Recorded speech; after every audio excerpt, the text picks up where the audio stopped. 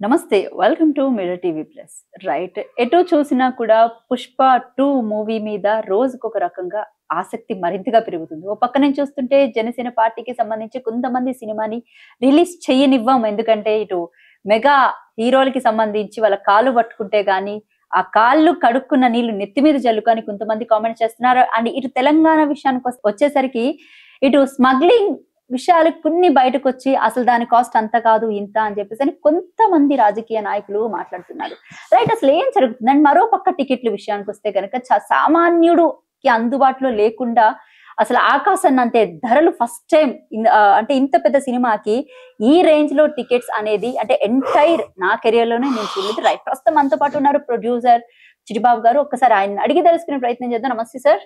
నమస్తే సార్. అసలు చెప్పండి, అసలు అంటే ఫస్ట్ ఆఫ్ ఆల్ తెలంగాణ రాష్ట్రం విషయానికి వద్దాం. తెలంగాణ రాష్ట్రంలో అయితే పుష్ప సినిమా రిలీజ్ చేస్తే ఊరుకోము మేము. స్మగ్లింగ్ గురించి అలా రాశారు, ఇలా రాశారు, బేసిక్ గా ₹1,00,00,000 అమ్మారు గంధపు చెక్క అని చెప్పేసి అని మాట్లాడాడు మన పైడి రాకేష్ రెడ్డి. మీరేం చెప్తారు? ఇవన్నీ సులువాగులు గాలివాగులు. ఇప్పుడు రేట్లు సినిమాలో సినిమాలో రేట్లు లక్షలు అన్నారు, కాదు ₹1,00,00,000 అని బయట అమ్ముతుంది. అది సినిమా అనేది ఏంటంటే it is just reflection of the society. అక్కడ గంధం చెక్కలు స్మగ్లింగ్ జరుగుతున్నాయి, అది పాయింట్. ఆ రేటు ₹10, ₹20, ఒరిజినల్ రేట్ ఎంత అంత ఉండదు. అలా చెయ్యం, అలా అంత ఎంక్వైరీ చేసి అంత పెట్టాల్సిన అవసరం లేదు. ఒక థాట్ను అందించటమే సినిమాలో. ఒక థాట్ను అందించడం, దానికి ఏదో రేట్ ఇంత, ఆ రేటు ₹5 అంటే ₹10 అని చెప్పారు. ఈయన పిచ్చి మాటలు, పిచ్చి వాగులు, పిచ్చి క్రిటిసిజాలు తప్పితే ఆ రాకేష్ రెడ్డి తనే ఒక దొంగ, ఆల్రెడీ కేసులో ఉన్నాడు. ఏదో మాట్లాడాలి, ఏదో తనకు పెద్ద అనుభవం ఉన్నవాళ్ళలాగా తనకు ఎక్స్పీరియన్స్. సినిమా గురించి ఏం తెలుసు అని, ఆ సినిమాలో కంటెంట్ ఎలా పెడతాం, ఏ పద్ధతిలో పెడతాం, ఎంతవరకు పెడతాం. మేము కంటెంట్ పెడతామంటే ఆ థాట్ అందించాలి ఆడియన్స్కి, అంతే. అక్కడ దానిలో పర్ఫెక్ట్ గీతలు గీసి ఉండదు. అసలు స్మగ్లింగ్ జరుగుతుంది, స్మగ్లింగ్ ఎలా జరుగుతుంది, ఏ విధంగా జరుగుతుంది, దాని వెనకాల ఎలాంటి బడాబాబులు ఉంటారు, అవన్నీ చూపించాడు బ్రహ్మాండంగా. అది స్కీము, ఆ థాట్. దాంట్లో ₹10, ₹15, ₹20 ఏమైనా సిల్లీ కొడుకుడు మీద ఎన్నికలు లెక్క పెట్టే సిల్లీ కామెంట్స్, అదే పిచ్చి కామెంటు. ఇప్పుడు పుష్ప సినిమా 2 రకాలుగా చూడాలి. సినిమా విషయం ఒకటి, ఆ సినిమా అంతర్జాతీయ స్థాయిలోకి వెళ్ళింది. ఒక తెలుగువాడుగా గర్వించే సినిమా. ఒక తెలుగువాడుగా ప్రభాస్ తర్వాత ప్రభాస్ కూడా ఇన్ని 12,000 థియేటర్లు చేయలే. ప్రభాస్ అంతర్జాతీయ స్థాయికి వెళ్ళాడు. ఆ స్థాయికి మరో తెలుగు హీరో వెళ్ళాడు. మరో తెలుగు హీరో ఆ స్థాయికి వెళ్ళడం, తెలుగు సినిమా ఆ స్థాయిలో ఉండడం ప్రతి తెలుగువాడు గర్వించాల్సిన విషయం. అంటే స్థాయికి ఎంత వెళ్ళిపోయినా కూడా టికెట్ ప్రైస్ అనేది అదే వస్తున్నాను నేను. అదే 2 రకాలుగా అన్నాను. ఒకటి ఈ రకం, ఒకటి దాని వన్ సైడ్ కాయిన్. ఇంత గొప్ప సినిమా, ఇంత గొప్ప స్థాయికి వెళ్తే ప్రతి తెలుగువాడు గర్వించాల్సిన సినిమా, గర్వించబడే సినిమా. అది సినిమా ఆడాలి. దీన్ని ఈ సులువగుడు, ఈ ఫ్యాన్స్ మాట్లాడే గాడిది గుడ్డు మాటలు ఆడనివ్వం, గాడిది గుడ్డు వీళ్ళు ఆడించేది. వీళ్ళు ఏ ఫ్యాన్స్ ఒక సినిమాని ఆపలేరు, ఒక సినిమాని నడపలేరు.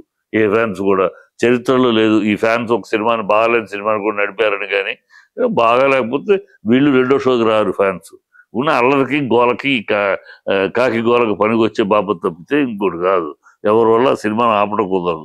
బాగుంటే ఆ సినిమా దుమ్ము లేపుద్ది, బాగా లేకపోతే పడుకుంటుంది, అంతే. అది వన్ సైడ్. అదర్ సైడ్ రేట్లు పెంచారు. రేట్లు పెంచడం తప్పు. ₹100 వాళ్ళు ఆలోచించుకున్నారు, సరే పెంచారు. ఇప్పుడు చేయగలిగింది ఏదో, కోర్టు కూడా టైం లేదు, ఇప్పుడే చేయలేముంది. కోర్టు రేపు నిర్ణయం తీసుకుంటుంది 17వ తారీఖు. ఏమి ఎంతగా ఎందుకంటే సినిమా రిలీజ్ అయిపోయిన తర్వాత దాంట్లో లెక్క ఉందమ్మా. అమ్మటం అమ్మేసినా లెక్క ఉంది. కోర్టు అడిగే దాంట్లో చాలా ఉంది. మీరు ఎంతకు అమ్మారు, ఎంత ట్యాక్స్ కట్టారు, అది లెక్క వస్తుంది. ఇప్పుడు 500కి ₹1,000 అమ్ముతున్నారు. టికెట్ గవర్నమెంట్ ట్యాక్స్ ఎంత వెళ్తుంది? ₹1,000 మీద ట్యాక్స్ వెళ్తుందా, లేకపోతే ఒరిజినల్ టికెట్ రేట్ మీద ₹150 టికెట్ మీద వెళ్తుందా ట్యాక్స్? ఇది ఒక దందా, తెలియని దందా. ₹1,000 అమ్ముతున్నారు, గవర్నమెంట్కి మాత్రం ₹150 ట్యాక్సే కడతారు ఈ బెనిఫిషియల్ అంటే. ఇవన్నీ లెక్క తెస్తాయి. 10 లక్షల టికెట్లు అమ్మామంటున్నారు, ఎంత వచ్చింది, ఏంటి, ఎంత కట్టారు, ఇవన్నీ వస్తాయి. అప్పుడు మేము ఉన్న పబ్లిసిటీ కోసం ఇచ్చాము, అంతేగాని మేము అంత అమ్మలేదని చెప్పుకోలేడు కోర్టులో. ఇవన్నీ వస్తాయి. 17 వచ్చినాక చాలా విషయాలు వస్తాయి దాని మీద, అది వేరే ఇష్యూ. కానీ అసలు ఫ్యాన్స్ ని మోసం చేయటం, ఫ్యాన్స్ ని ఎక్స్‌ప్లాయిట్ చేయటం, సినిమా ప్రేమికుల్ని వాళ్ళ ప్రేమగా సినిమా చూసే వాళ్ళని మీరు ఎక్స్‌ప్లాయిట్ చేయటం తప్పు. ఇదే సినిమా మీకు బుద్ధి ఉండాలి. మీరు తీసిన 'పుష్ప 1' సినిమా 'పుష్ప 1' పాండమిక్‌లో రిలీజ్ అయింది. మామూలు రేట్లో రిలీజ్ అయింది. మీ సినిమాను మీతో పాటు 'అఖండ' సినిమా కూడా మామూలు రేట్లో, అప్పుడేం రేట్లు పెంచలేదు, మామూలు రేట్లో దుమ్ము లేపింది సినిమా. బాగుంటే సినిమా 1కి 4 సార్లు, 5 సార్లు, 6 సార్లు చూశారు ప్రేక్షకులు. ఆ ఫస్ట్ వీక్ లోనే 15 సార్లు చూసిన వాళ్ళు ఉన్నారు 'అఖండ'ని దీన్ని. సో అంత ఫ్యాన్స్ ఎగబడి 1కి 4 సార్లు చూసే ఫ్యాన్స్, అంతగా ప్రేమించే ప్రేక్షకులు ఉన్నారు. వాళ్ళని ఒకసారి తోటి మీరు కంట్రోల్ చేస్తున్నారు. 1000 రూపాయలు 4 సార్లు చూస్తాడు. ఆ డబ్బు ఎక్కడికి పోదు, అవి మీ దగ్గరికి వస్తాయి. కానీ వాడు 4 సార్లు చూసి ఆనందం పొందుతాడు. వాడి ఆనందాన్ని వాడు ఆనందించే దాన్ని క్లోజ్ చేసి మీకు కేవలం 1000 రూపాయల డబ్బు కోసం చేస్తాను. ఇది తప్పు. అది ప్రేక్షకుడు ఎన్నిసార్లు ప్రేక్షకుడు రిపీట్ ఆడియన్స్ ఏ సినిమాకి వస్తారో ఆ సినిమానే పెద్ద బ్లాక్ బస్టర్ అవుతుంది. రిపీట్ ఆడియన్స్ లేని సినిమాలు ఇప్పుడు చాలా సినిమాలు చూసా. 'కల్కి' ఎందుకు ఒక స్టేజ్లో ఆగిపోయింది? No repeat audience. Repeat audience లేని సినిమా ఇది కూడా ఒక స్టేజ్లో ఆగిపోద్ది. ఎంత బాగున్నా కూడా రిపీట్ ఆడియన్స్ ఉండే సినిమానే పెరుగుతూ ఉంటుంది, వెళ్తూ ఉంటుంది. అది ఎక్కడికి వెళ్ళి ఆగుద్దో కూడా తెలియదు. అలాగూ రిపీట్ ఆడియన్స్ చంపేసుకుంటున్నారు. తప్పు. ఏ లెక్కతో మనకు వచ్చే ఆడియన్స్ ఎవరు? మనకు వచ్చేవాడు middle class, lower middle class, అంతే కదా, డబ్బున్నవాడు కాదు కదా. అంటే ఒక పక్క నుంచి స్టేజ్ మీదకి ఎక్కిన తర్వాత సినిమా హీరోలు కానివ్వండి, లేకపోతే పెద్ద పెద్ద ఆర్టిస్టులు, ప్రొడ్యూసర్స్, డైరెక్టర్స్ అంతా చెప్పేది ప్రేక్షకుడు లేకపోతే మేము లేము, మీ అభిమానం లేకపోతే మేము లేము, ఈ రోజు మేము ఇక్కడ ఉన్నామంటే దానికి కారణం మీరే అని ఇలాంటి డైలాగులు ఏవైతే ఉంటాయో, మరి టికెట్ల విషయానికి వచ్చేసరికి మాత్రం ఈ డైలాగులు ఎందుకు వర్తించలేకపోతున్నాయి వాళ్ళ దగ్గర? అదే కదా, నోటి దూరం తీసుకునే మాటలు తప్పితే లిప్ సింపతి అంటారే, అంతే. వీళ్ళకి నిజంగా వాళ్ళ యొక్క ఫ్యాన్స్, అభిమానులు అంటే ప్రేక్షకులే దేవుళ్ళు అంటే, ప్రేక్షకులే దేవుళ్ళు అనే మాటలు ఆ దేవుడిని ఎక్స్‌ప్లాయిట్ చేస్తున్నారు. ఫస్ట్ మూవీ చూడాలంటే ముందుగా వచ్చేది లోయర్ మిడిల్ క్లాస్. అవును, వాళ్ళే లోయర్ మిడిల్ క్లాస్. ముందుగా కూడా కదమ్మా, అసలు సినిమా ఇవాళ ప్రేక్షకులే. ఆడవాళ్ళు రావట్లేదు, ఫ్యామిలీస్ రావట్లేదు. బాగుందని చూడాలి, తర్వాత ఆడవాళ్ళు రావట్లేదు. ఫ్యాన్స్ వీళ్ళు వచ్చేదల్లా ఉద్యోగస్తులు, మామూలు మిడిల్ క్లాస్ ఉద్యోగస్తులు, ఆటో వాళ్ళు, కూలీలు వీళ్ళే ఈ middle class, lower middle class students, వీళ్ళే మన ఆడియన్స్. అది మైండ్ లో ఉండాలి. మన ఆడియన్స్ ని బట్టి మనం టార్గెట్ చేయాలి. అంటే ఇదంతా చూస్తుంటే పెట్టిన బడ్జెట్ అంతా ఒకటేసారి 3 days లో లాగేయాలన్న ఒక ఆలోచన అనుకోవచ్చు. అంతే, భయం. ఎంత సినిమా తీసి ఆ భయం 3 రోజుల తర్వాత మన సినిమా పడుకుంటుందేమో, మనం ఏమైపోతాం అని భయమా? అంటే మీరే సినిమా మీద డౌట్ ఎక్స్ప్రెస్ చేస్తున్నారు. ఎక్కువ రేటు పెట్టుతున్నారు అంటేనే మొదటి రోజుల్లో కలెక్షన్ వసూలు చేసుకోవాలి, పిండేసుకోవాలి అనుకుంటున్నారు అంటే మీకు మీ సినిమా మీద భయం ఉంది. మీరే ప్రజలకు చెప్తున్నారు బాగుంటుందో భయపడి 3-4 రోజులతో పడుకుంటుందేమో, కనుక 3 రోజుల్లో పిండేసుకోవాలి అనేది తాపత్రయం కనపడుతుందంటే మీకు సినిమా మీద డౌట్ ఉందా? సినిమా మీద భయం ఉందా?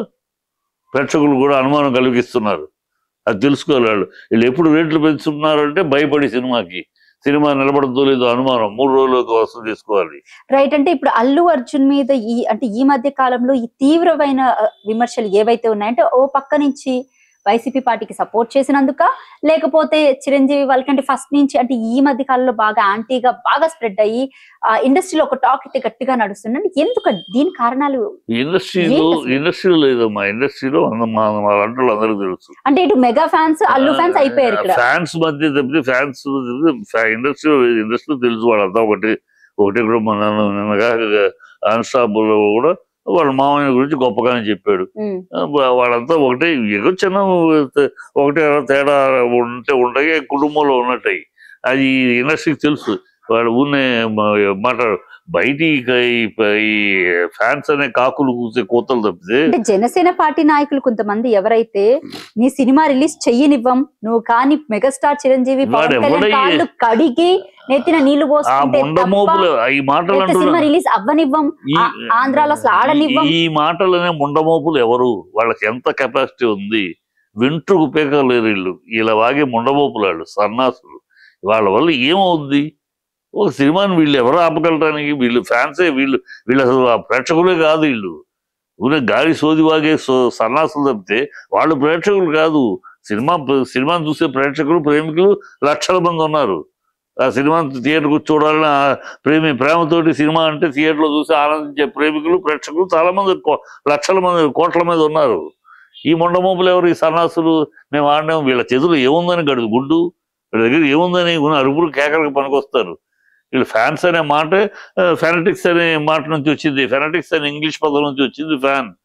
ఫెనటిక్స్ అంటే మూర్ఖులు. ఈ మూర్ఖులు వీళ్ళు వల్ల చేయగలిగేది ఆ అమ్మ అబ్బా వద్దు వద్దు అంటే అర్ధరాత్రి అమావాస్య పుట్టిన అర్భకులు వీళ్ళు వాగే వాగుళ్ళు లెక్కలేదు, ఎవడో లెక్క చేసి వీళ్ళు ఎవరండి? ఏం చేయగలరు వీళ్ళు? సినిమా ఇప్పుడు అర్జున్ సినిమాని ఆపగలరా? వాడు నేషనల్ హీరో, ఇవాళ కేరళలో వన్ ఆఫ్ ది హీరో, వాళ్ళు దత్త హీరో అంటారు, వాళ్ళని దత్త తీసుకున్న హీరో అంటారు. తమిళనాడులో హీరో, కర్ణాటకలో ఒక హీరో, మావాడు అనుకుంటారు. పూనాలో మ్యాట్ బీట్ పెడితే అంత లేదు. మీ వీళ్ళ ఏడుపులు తప్పితే వీళ్ళు ఇంటర్నేషనల్ హీరోలు కాలేకపోయారు, వాళ్ళ అభిమానించే హీరోలు. అందుకని ఏడుపు మాటలు. ఇప్పుడు ఇంటర్నేషనల్ హీరోలు కాలేకపోయారంటే ఏ కుటుంబానికి సంబంధించి ఉద్దేశించి అంటున్నారు మీరు? ఈ అల్లరి చేస్తున్న వాళ్ళు. ఓకే, అదే అల్లరి ఎవరు చేస్తున్నారు? ఎవరు ఫ్యాన్స్ అనుకోవచ్చండి? ఇటు పవన్ కళ్యాణ్ ఫ్యాన్స్ ఉన్నారు, ఇటు మెగాస్టార్ ఫ్యాన్స్ ఉన్నారు. ఎవరు? మెగాస్టార్ ఫ్యాన్స్ చేయటం నేను చూడలేదమ్మా. మెగాస్టార్ ఫ్యాన్స్ అంత పవన్ కళ్యాణ్ ఫ్యాన్సే. ఎందుకంటే ఈ రచ్చ రాజేసింది నాగబాబు ఆ ఫ్యాన్స్ ని హ్యాండిల్ చేస్తూ ఉంటాడు. మా వాళ్ళు కాదు వెళ్ళిన వాళ్ళు, మా వాళ్ళు అయినా పరాయి వాళ్ళు ఏదో స్టేట్మెంట్ ఒకటి ఇచ్చి అనవసరంగా ఫ్యాన్స్ మధ్య రచ్చబోయాడు. మొత్తానికి మెగాస్టార్ కుటుంబం అల్లు అర్జున్ కి సంబంధించి 2 భాగాలుగా విడిపోయింది అనుకోవచ్చా మనం? వాళ్ళు 2 భాగాలేమ్మా విడిపోయింది. కన్నా మీరేదో అల్లు అర్జున్ తీసుకెళ్లి మెగాస్టార్ బ్యాండ్ వ్యాగన్ లో వేయాలనుకుంటే ఎట్లమ్మా? అల్లు అర్జున్, అల్లు రామలంకయ్య గారు, అల్లు అరవింద్, అల్లు అర్జున్ 3 తరాలు ఇండస్ట్రీలో. ఈ మెగా ఫ్యామిలీ చిరంజీవి అనే వ్యక్తి ఇండస్ట్రీకి అడుగు పెట్టడానికి ముందే అల్లు రామలింగయ్య గారు ఒక పెద్ద స్టారు. బట్ ఈ రోజు అల్లు అర్జున్ ఈ లెవెల్లో ఉన్నాడంటే కారణం మెగాస్టార్ చిరంజీవి అంటున్నారు. ఎవరంటున్నారు? ఎవరో బుద్ధి తక్కువ వాళ్ళు అనాలి. అరవింద్ లేకపోతే అల్లు అర్జునే లేరు. అరవింద్ లేకపోతే చిరంజీవి మెగాస్టారే కాదు. అరవింద్ లేకపోతే పవన్ కళ్యాణ్ లేడు. అరవింద్ లేకపోతే శ్రీజ లేడు. అరవింద్ లేకపోతే మగధీర తీసింది ఎవరు? అరవింద్. ఇప్పుడు ఇండస్ట్రీలో ఎవరి కారణం చెప్పండి? ఇద్దరు ఒకళ్ళకొకళ్ళు. ముందు చిరంజీవి వచ్చేటప్పుడు వీళ్ళు ఆల్రెడీ ప్రొడ్యూసరు. ఆ చిరంజీవి మామూలు స్టార్ అయ్యేవాడు, మామూలు స్టార్ గా అయ్యేవాడు. అల్లుడవటం వల్ల అల్లు అరవింద్ తోడవటం, అల్లు అరవింద్ వెన్నెముకగా నిలిచి తన బ్రెయిన్ అంతా ఉపయోగించి ఎప్పటికప్పుడు ఒక్కొక్క స్టెప్ ఆర్గనైజ్ చేస్తూ ప్లాన్ చేస్తూ వాళ్ళ భావని రామారావు రాజకీయాలకు వెళ్ళిపోతే ఆ గ్యాప్ లో మరొకరు దూరకుండా మా భావన పుష్ చేయటం.